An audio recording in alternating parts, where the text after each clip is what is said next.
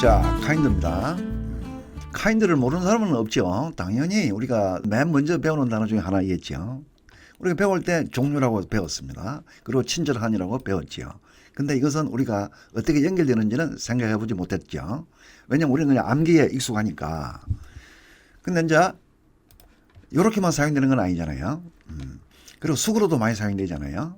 숙으로서 in kind 하면 해물로, of kind 그렇고 그런, kind of 뭐 약간 뭐 다양하게 쓰이고 있죠, 그죠? 근데 개념을 모르기 때문에 우리가 왜 in kind가 해물로 됐는지, of kind가 왜 그렇고 그런으로 됐는지, 이런 걸 잘 모른다는 말이에요. 그냥 이것도 암기하는 거죠. 그냥 답답하잖아요. 암기하니까 어떤 현상이 벌어져요? 암기한 사람이라면 이 kind를 그림으로 한번 표시해 보세요 하면 표시할 수가 없어요. 왜? 제각기 다르니까 종류와 친절한이 다르잖아요. 그리고 현물로 다르잖아요. 통일된 게 하나도 없어요. 그렇고 그런, 그죠? 친절한 거하고 그렇고 그러니 서로 통하지를 않잖아요. 그러니까 암기를 하면은 카인드를 하나의 이미지로 캡처하지 못하죠. 그죠? 그림을 그릴 수가 없어요. 근데 개념을 가지고 있으면은 아주 쉽습니다. 따라서 개념을 가지고 있으면은 이것이 어떻게 연결되느냐 문제뿐만 아니라 수거도 더 이상 외워야 할 대상이 아닌 거예요. 그냥 자연스럽게 다가오는 거죠. 자, 제가 예를 들어 볼게요. 우선 개념이 뭐냐 하면은 비슷한, 같은, 가까움 이거죠. 이거는 킨에서 온 말이에요. 킨. 킨이라는 말은 한 가족 또는 한 부족, 한 마을, 같아 이 말이에요. 한 가족은 뭐예요? 같은 피를 나눈 사람이잖아요. 그죠? 같다. 그리고 비슷하잖아요. 얼도 생김새도 비슷하잖아요. 그죠? 공통의 DNA를 가지고 있으니까 비슷비슷하죠? 예. 그리고 한 마을에 사니까 뭐예요?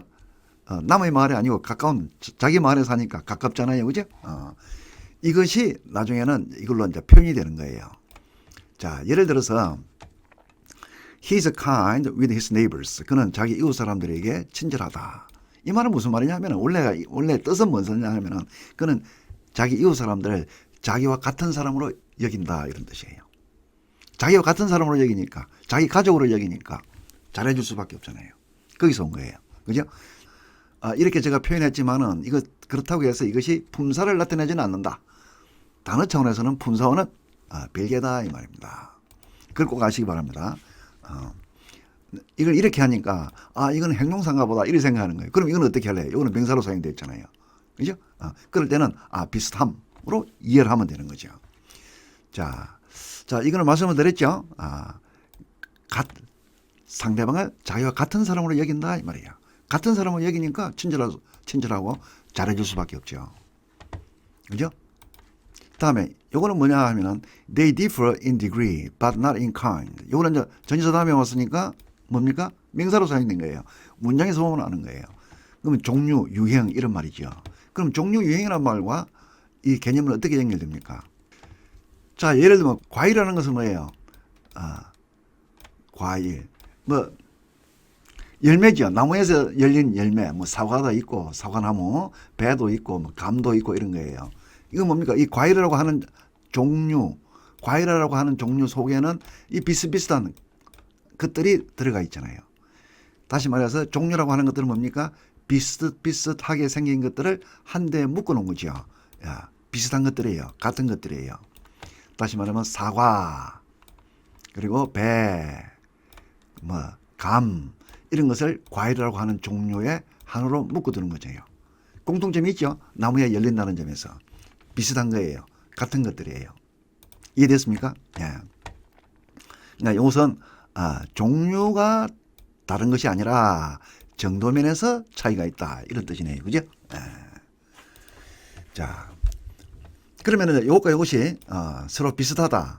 그죠? 개념이 같다라는 것은 우리가 알 수 있는 거예요. 그죠? 품사가 다른 것은 문장에서 결정되는 것이고 단어 차원의 문제가 아니니까. 다음에 이제 수거를 한번 볼게요. 수거는 in kind 하면 현물로 돼 있네요.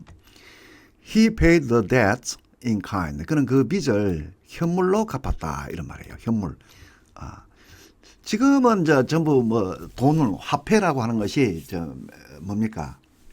매개 수단이지만은 옛날에는 꼭 그렇게 한 것만은 아니죠. 예를 들면 내가 어떤 사람에게서 쌀을 한 가마니 빌렸어요.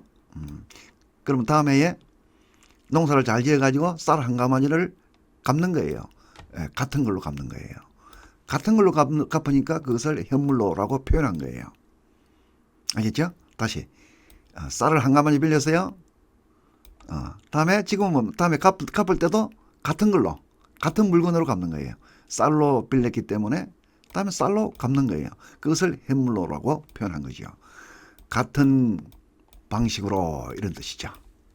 같은 방식으로 이 말이에요. 그걸 현물로라고 물건이니까 현물로 한 거예요. 한번 보세요. 다음 여기는 한번 보세요. 4번을. He insulted him and he responded in kind. 이렇게 되어 있잖아요. 그죠? 근데 in kind는 뭘까요?